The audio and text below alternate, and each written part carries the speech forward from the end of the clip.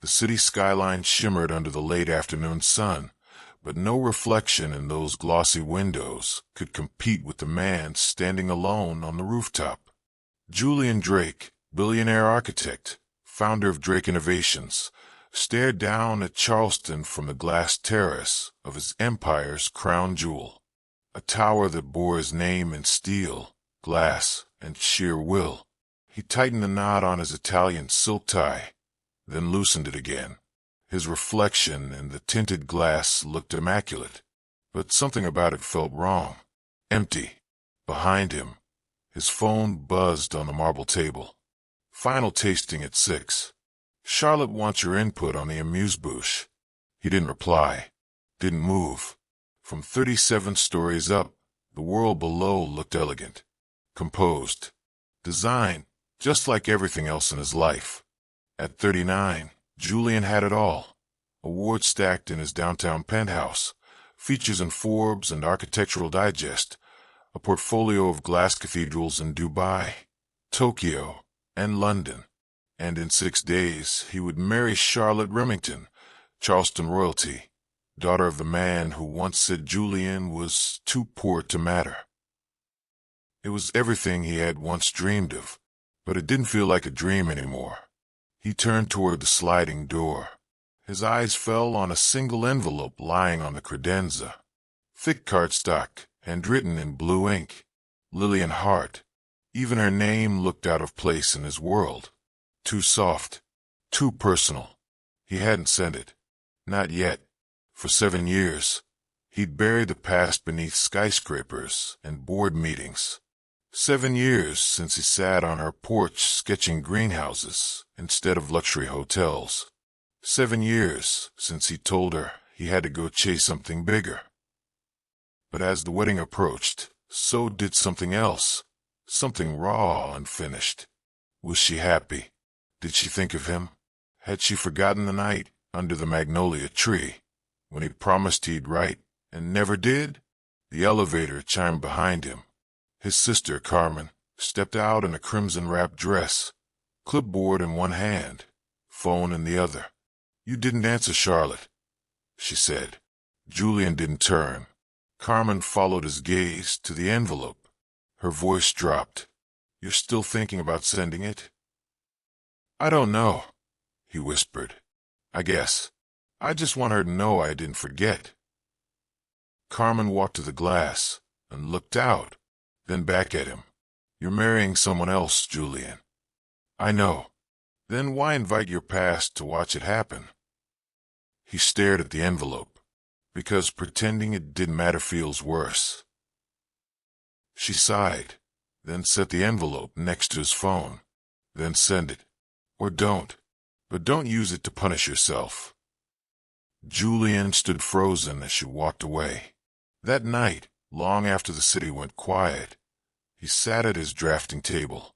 The marina he was designing for the Remingtons was flawless. Sleek. Cold.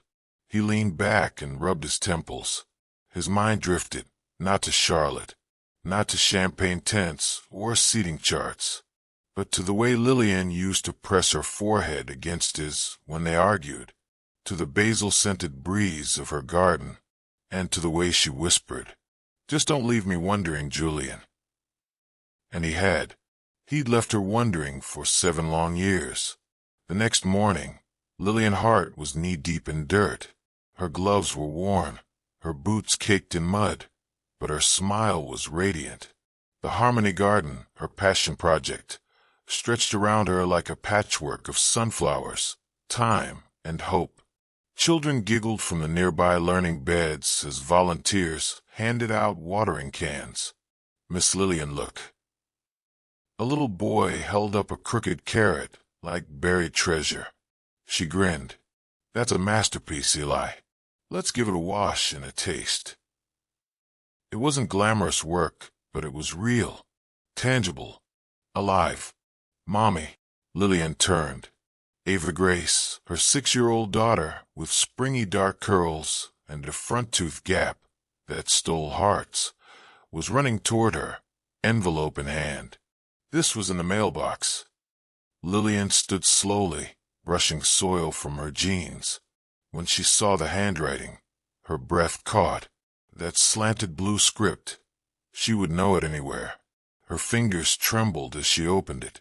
A wedding invitation slipped into her palm. Julian Drake and Charlotte Remington invite you to celebrate their union. The words blurred. 7 years. No calls. No emails. Just this. Ava tugged her sleeve. Are you sad? Lillian hesitated. A little. Is he the friend you used to talk about when I asked who my daddy was? The question struck her like a bell. She crouched down, brushing a curl behind Ava's ear. I think maybe he was. That evening, under the flicker of porch lights, Lillian's mother, Martha, emerged with 2 mugs of tea. She'd already seen the envelope. You going? She asked, settling into the rocking chair beside her daughter. I don't know, Lillian murmured. He left. No goodbye. No nothing. Why should I? Martha took a sip. Sometimes the heart needs to see things through, even when the mind says don't. Lillian stared out into the night sky. What if it's a mistake? Then let it be the last one. For a moment, neither of them spoke. Then, softly, almost afraid to say it out loud, Lillian whispered, I think I need to see him. Far across town, in a glass penthouse above the bay, Julian stood by the window, unaware that the silence he'd left behind was finally heading back toward him. And she wasn't coming alone. She was bringing the answer to the question that had haunted him for 7 years. Ava Grace. The Remington estate looked like something out of a bridal magazine, flawless and hollow. Ancient oaks framed the drive, their limbs draped in white string lights. Staff in pastel uniforms moved like clockwork. Every hedge trimmed, every chair aligned, every rose placed with surgical precision. Julian Drake stood at the edge of the wide veranda, watching the glass marquee being raised by the reflecting pool. It was grand. It was soulless. Behind him, the French doors opened. There you are, came Charlotte's voice. Her heels clicked softly against the tile. She was elegant, as always, her linen dress immaculate, her hair swept into perfection. Her presence was practiced, sharp, beautiful in that curated way. The florist needs centerpiece confirmation. Also, my father wants you to sign off on the seating chart. Julian didn't answer. Charlotte looked up. Julian. He turned to face her, voice low. Do you ever wonder if any of this will actually make us happy? She blinked. What? This wedding. These decorations. That cake with 9 tiers. Is it real? She narrowed her eyes slightly. You're not having second thoughts, are you? He held her gaze. I'm just asking. Charlotte stepped closer, voice softening as if by script. Julian, we're building a life. Our families, our businesses, it's a legacy. This is partnership. He nodded once, but something in him didn't agree. Her phone buzzed. She kissed his cheek, already half turning. Don't overthink it. We're almost there. The doors closed behind her with a gentle finality. Julian didn't move. His eyes drifted to the magnolia trees near the fence, and then to the past. An old porch swing on a warm night, the scent of basil and rain, the shape of a girl who once asked him for just one thing. Don't leave me wondering. On the other side of town, Lillian Hart stood in front of her bedroom mirror, the invitation still clutched in her hand like a foreign object. Behind her, Ava Grace sat cross-legged on the bed, humming as she drew with crayons. You're thinking too hard, Martha called from the kitchen. That look never meant anything good. I feel crazy even considering it, Lillian replied. It's not crazy. It's unfinished. Lillian sat beside Ava. You think I should go? I think you won't sleep until you do. Ava looked up. Where are we going? Lillian managed a soft smile. Someplace fancy. Just for a few hours. Will there be cupcakes? Ava asked, eyes sparkling. Martha laughed from down the hall. If there aren't, it's not a real wedding. But inside, Lillian's chest was a battlefield of emotion. She hadn't seen Julian in years. She told herself it didn't matter. Ava didn't need him. She didn't need him. And yet those little things. How Ava crossed her arms when she was mad. The way she loved symmetry. The green eyes. I'll go, Lillian whispered. 2 hours. And I'll keep my heart out of it. Martha didn't answer. She didn't need to. The day of the rehearsal arrived, and the Remington estate buzzed like a movie set. Golf carts shuttled guests between suites and gardens. White tents fluttered. A string quartet rehearsed quietly under the marquee. It was the event of the season. Perfect on paper. No one noticed the Navy sedan pulled discreetly up the back drive. Lillian Hart stepped out slowly, wearing a soft cornflower blue dress. Her curls were pinned loosely. Her lips barely touched with gloss. She held Ava's small hand tightly. The little girl's eyes widened. Mom, this place is a castle. Lillian's stomach tightened. It sure is.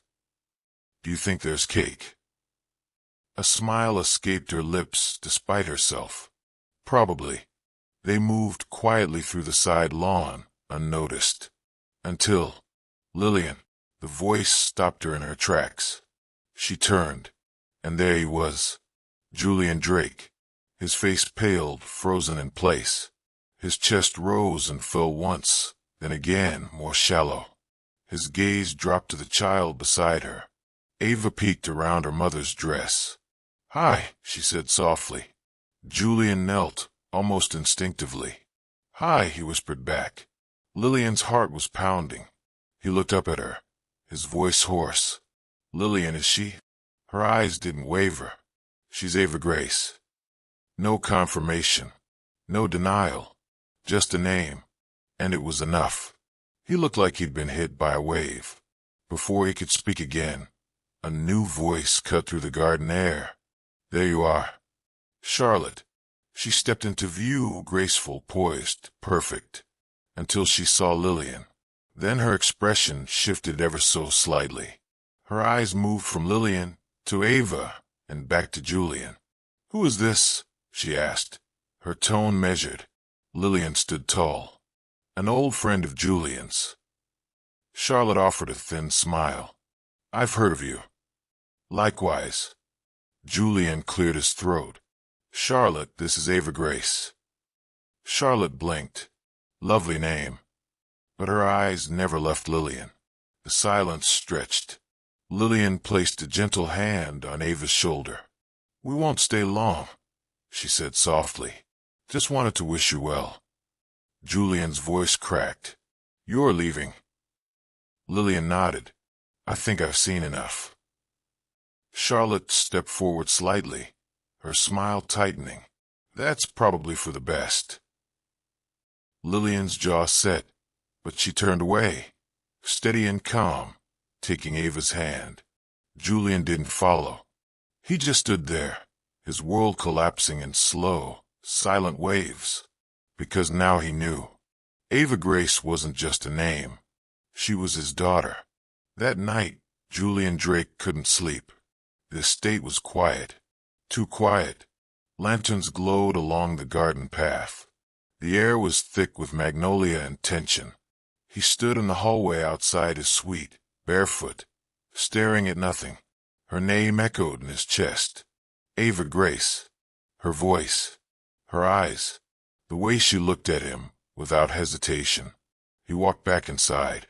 Charlotte was sitting on the edge of the bed, robe tied neatly, a tablet glowing in her hands. You're back late, she said, not looking up. Your mother asked about the wine list. Julian didn't answer. She finally looked up. What's wrong with you? He swallowed hard. Did you know Lillian had a child? Charlotte blinked. Something flickered in her eyes, too quickly. She mentioned it years ago. I didn't think it mattered. He stepped closer. She has my eyes. Charlotte rose slowly. So what? You think you're her father because of eye color? No. I think I need to find out. Her posture stiffened. Are you serious? A week before our wedding? You're chasing an old flame and a maybe daughter? She's not just a maybe, he said, voice low.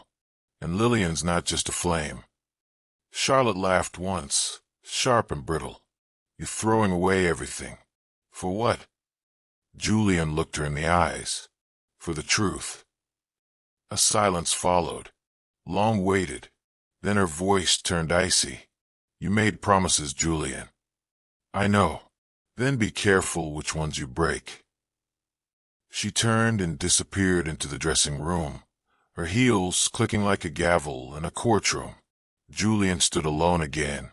Only this time, he didn't feel uncertain. He felt awake. Across town, Lillian stood in her quiet kitchen, a glass of water untouched in her hand. Martha leaned in the doorway. You okay? No, she whispered. I don't know what I'm supposed to feel. You think he deserves to know? I think Ava deserves the truth. Her voice cracked. I'm scared. Of what? Of getting hurt again.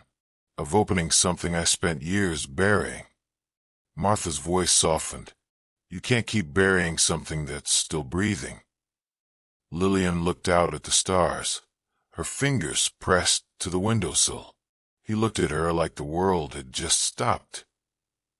The next afternoon, Julian Drake stood at the edge of Harmony Garden. He hesitated at the gate. Sunflowers swayed in the breeze. Children's laughter echoed through the rows of raised beds. Somewhere near the compost bin, he saw her, Lillian, hair pulled back, gloves on, a smudge of soil across her cheek. She looked like home. He stepped forward, gravel crunching under his Italian loafers. She turned. Their eyes locked. Julian. Hey, he said quietly. I wasn't sure if I should come. You're here, she replied, removing her gloves. So now what? Can we talk? She nodded, motioning toward a small wooden shed near the rosemary. Inside, the air was warm with cedar and old soil. She leaned against the workbench. He stood near the door, suddenly unsure of everything he'd rehearsed in his head. I didn't expect to see you again, she said. I didn't expect any of this, he admitted. Then, Lillian, is she mine? Her jaw tensed, but her voice stayed calm. You really want the truth? I need it. A pause. Then, with a soft exhale, yes. The word was a stone dropped into silence. Julian leaned back, the air catching in his lungs. Why didn't you tell me? I tried. You were in Dubai. Your assistant screened my calls. I sent letters. One came back, refused. I didn't know. I figured you'd made your choice. He stepped closer. Why come now? I wasn't going to, she said. Then the invitation came, and I needed to see if you'd look at her and know. His voice cracked, and I did. He reached into his coat and unfolded a sketch. Ava, from memory. The curls, the curious smile, the tilt of her eyes. I drew this last night. I couldn't sleep. Lillian's fingers trembled as she took it. You never stopped drawing. Only the important things. They stood there, suspended in the weight of 7 years of silence. I want to be in her life, he said. I don't know how, but I want to try. She's not a second chance, Julian, Lillian whispered. She's a whole life. You don't get to walk in and out of this like it's one of your buildings. I'm not walking out, he said, stepping forward. Not again. She didn't flinch, but she didn't melt either. Instead, she handed him back the drawing, then said gently, then start showing up, and walked past him, back into the garden. This time Julian followed. That night, the rehearsal dinner shimmered with southern elegance. Lanterns swayed above the long banquet table, casting golden light across crystal glasses and folded napkins. But Julian Drake barely touched his food. He stirred his wine, eyes distant. Charlotte laughed down the table, entertaining guests with flawless charm, her performance untouched. Across from him, Carmen, his sister, leaned in. "You saw her again, didn't you?" Julian nodded slightly. "You need to tell Charlotte," she said, "before this turns into something worse." "She's my daughter," Julian whispered. The words still felt foreign on his tongue, sacred and terrifying. At that moment, his phone vibrated. A message from Lillian. "She's drawing you again, this time with a boat." He read it twice, then a third time. Across the table, Carmen saw it in his face. "You already know what you're going to do," she said. Back at the house, Lillian sat cross-legged on the rug. Ava sprawled beside her, coloring with determination. She held up her sketch proudly. "That's Daddy on a boat, and me with a kite." Lillian smiled. "He looks very happy." Ava beamed. "He said we can ride it together." Lillian's heart twisted. She didn't correct her. Didn't say he hadn't promised anything. Not yet. In the kitchen, her phone buzzed. "Julian, tomorrow, 9 a.m. May I bring breakfast? For both of you." She stared at the screen, then typed back, "Okay, but she likes her eggs with cheese." The next morning, Lillian opened the front door. Julian stood there with a paper bag in one hand and a drink tray in the other. "Eggs with cheese," he said, holding up the bag like a peace offering. "And a blueberry muffin, I guessed." Ava peeked from behind her mother's leg. Julian smiled. "Hi again." She lit up. "Do you want to see my boat drawing?" "I'd love to." They sat on the porch. The garden shimmered in the early sun. Lillian handed him a mug of coffee, but kept her arms folded. "I'm not ready to talk about custody or legal things." "I understand, but I can't pretend you don't exist anymore." "I'm not here to fit, Lillian," he said. "I'm here to build." She looked at him hard. "Build what?" He turned to watch Ava running barefoot in the grass, waving her drawing like a victory flag. "Something honest." Lillian sighed. "You're going to need more than muffins for that." Julian grinned. "I brought orange juice too." She laughed. "Just once." But he noticed. He always noticed. That evening, the Remington estate glowed under golden lanterns. Guests mingled on the lawn with glasses of bourbon and peach cocktails.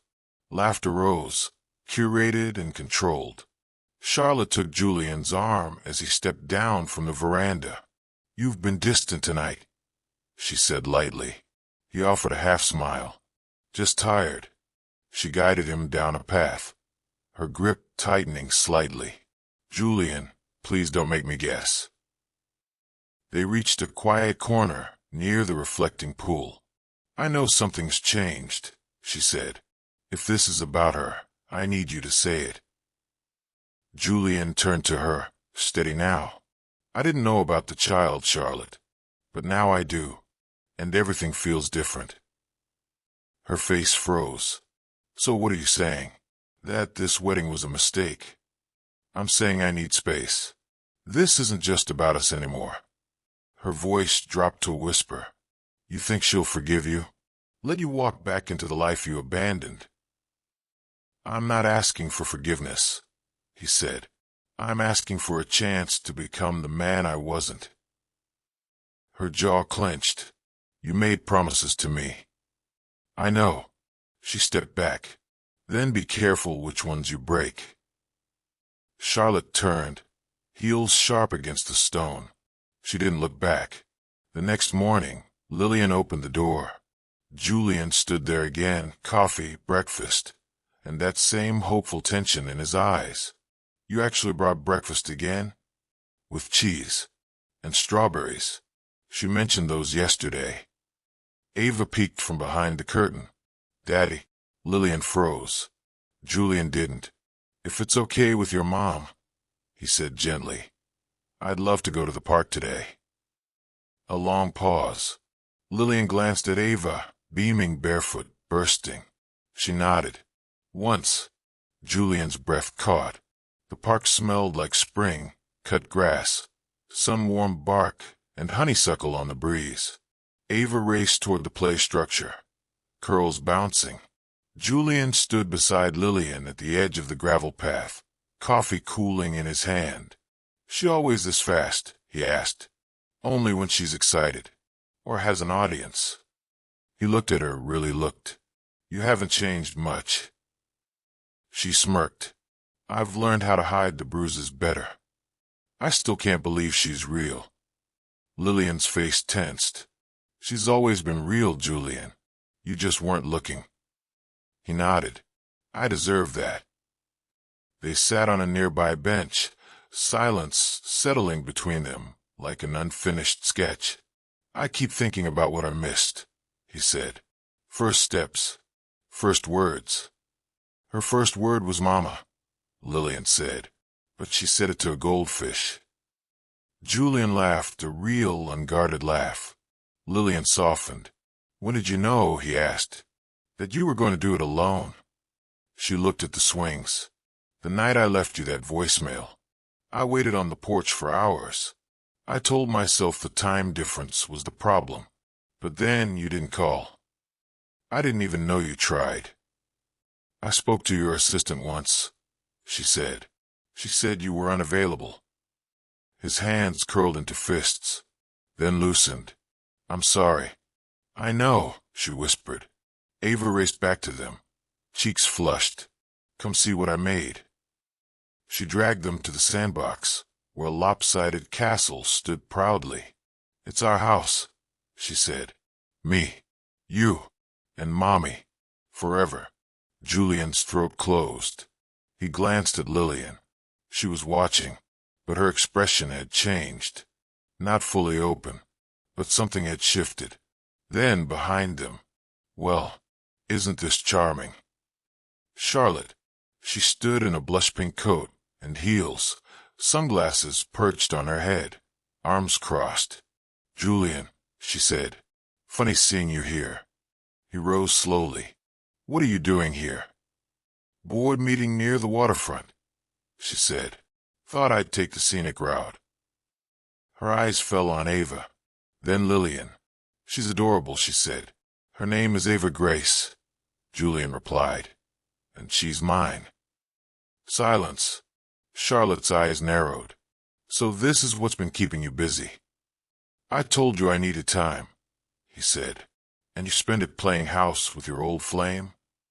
Lillian stepped forward, calm but fierce. You don't get to speak about her like that. Charlotte ignored her. You had 7 years. I didn't know, Julian said. But now that I do, I'm not walking away. Charlotte's voice turned to ice. So what does this mean? The wedding's off. Julian didn't blink. It means I owe them more than silence. Her eyes shimmered, but she wouldn't cry. You're not the man I thought you were, she said. He nodded. You're right. She turned, walking back the way she came.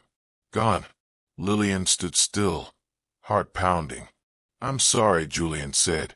She looked at him, steady. Don't be sorry for showing up. Just be sure you're ready to stay. Later that evening, after Ava had fallen asleep in a pile of books and stuffed animals, Lillian and Julian sat on the porch steps. The swing creaked softly in the breeze. A mug of chamomile tea warmed Lillian's hands. Julian stared at it. You kept the swing. She nodded. Rebuilt it. A long silence passed. Do you think we could ever be us again? He asked. She didn't answer. Not yet. Instead, she asked, why did you really leave back then, Julian? He exhaled, eyes on the ground. I told myself it was ambition, that I needed to chase something bigger. But the truth... He paused. I think I was afraid. Of being ordinary. Of feeling too much. of not living up to the image I built in my head. She looked down at her tea. And now I trade everything I built for just one more year with you, with her. Lillian's voice dropped to a whisper. You broke my heart, Julian. I know. It wasn't just leaving. It was disappearing. No goodbye. No letter. No nothing. He looked at her, eyes raw. I thought disappearing was kinder than admitting I was scared. Tears threatened her eyes, but she held them back. I don't know what this is, she said. I don't know if it's nostalgia or something real, but I do know this. Ava comes first. Always, Julian said. That's why I'm here. Another silence. Then softly, Lillian whispered, You can stay for breakfast tomorrow. She'd like that. Julian smiled. I'd like that too. The kitchen filled with the scent of cinnamon and browning butter. Ava swung her legs under the table, humming, as she arranged her stuffed animals around her plate like special guests. Julian stood at the stove, awkwardly flipping French toast. Careful with the heat, Lillian said, amused. I designed skyscrapers, not breakfast, he muttered. She smirked. Well, you'll need to learn both if you plan on sticking around. That's the plan. Ava clapped her hands. Daddy made toast. Real toast. Julian stiffened slightly at the word daddy. He hadn't earned it yet, but he didn't correct her either. He slid a golden slice onto her plate, with extra cinnamon, just like your mom used to make. Ava squinted. You mean Grandma? He laughed. Yes, but your mom too. I stole her recipe. Lillian raised an eyebrow. Stole is generous. More like borrowed without asking. They all laughed. Ava dunked her toast in syrup. Can we go to the market today? Julian looked to Lillian. She hesitated. Routine was safe, but something honest lived in saying yes. Okay, she said, but you're in charge of keeping track of Mr. Stripey. Ava gasped. Mr. Stripey never gets lost. Julian chuckled. Famous last words. Charleston's Saturday market bloomed along the waterfront. White tents fluttered in the breeze. Jazz musicians played from folding chairs. Children darted between stalls with sticky fingers and pockets full of kettle corn. Julian Drake walked beside Lillian, a paper bag in one hand. Ava's tiny fingers wrapped around the other. Vendors stared. People whispered. He didn't care. Ava tugged his arm. Can I pick a flower for Mommy? He bent down. Only if it smells better than syrup. She giggled. Everything smells better than syrup. At the flower cart, an older woman with weathered hands leaned forward. Well, aren't you a ray of sunshine? She said to Ava. What color does love smell like? Ava paused. Purple. The woman smiled and handed her a marigold. For happy love, then. Lillian watched in silence as Julian slipped cash into the woman's palm. His other hand never left Ava's shoulder. For a second, he almost looked like someone who had always belonged there. And that's what scared her most. Back at the house, the flower stood tall in a mason jar on the kitchen table. Ava dozed on the couch, clutching Mr. Stripey, her hair damp from the sun. Julian stood on the porch, sipping water. The light was soft, the kind of quiet that asks no questions. Lillian joined him. She loves being with you, she said. His throat tightened. I love being with her. She trusts easily, Lillian continued, but she remembers deeply. I know, Julian said. And you? I remember even more. A silence settled. Then Lillian spoke without looking at him. Charlotte came by yesterday. Julian stiffened. What did she want? She didn't say much. Just dropped us off. Lillian pulled a cream envelope from her sweater. Julian opened it slowly. Inside, a single card. It's done. Tell the board when you're ready. See." She pulled out of the firm. Lillian said softly. Julian stared at the card, its weight like a stone. She didn't deserve that ending. Lillian looked at him. "Neither did I." He swallowed. "I'm not asking you to forgive me overnight, but I'm not here to repeat mistakes. I'm here for the long part, the hard part." She looked at him, searching. "What does that even mean, Julian?" "It means I'll be here when it's boring, when it's hard, when it's messy. Dentist appointments, tantrums, school, real things." She blinked quickly, eyes glassy. "That sounds a lot like love." "It is." A long silence passed. Then she whispered, "I'm not ready to say it back." "I'm not asking you to," he said. "Not yet." They sat together on the porch, the swing creaked nearby, and in the quiet hum of the garden, something soft, fragile, and good took root. The old pedestrian bridge had been nothing more than splintered wood and rusted rails, abandoned for years, a forgotten path between neighborhoods, a scar across the creek, until today. Now the air buzzed with the sound of hammers, laughter, and sawdust.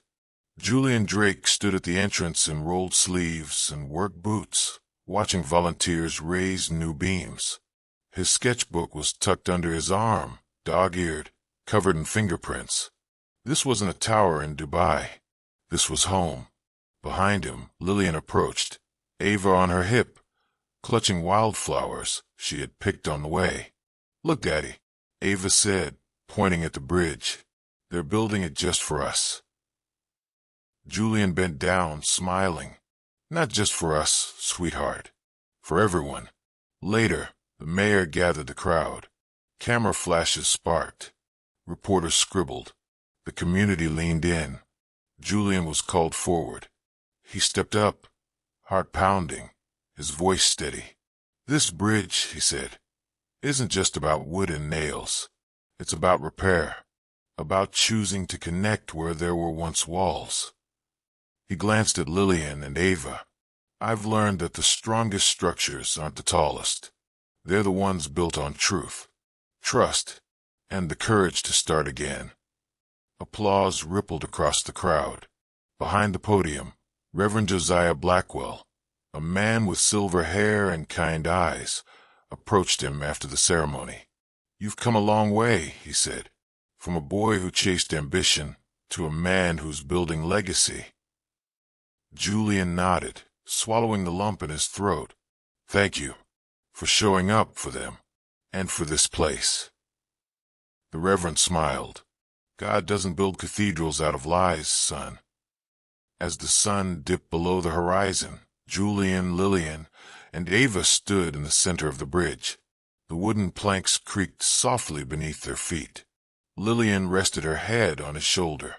"We're crossing into something new," she whispered. Julian kissed her hair. Together.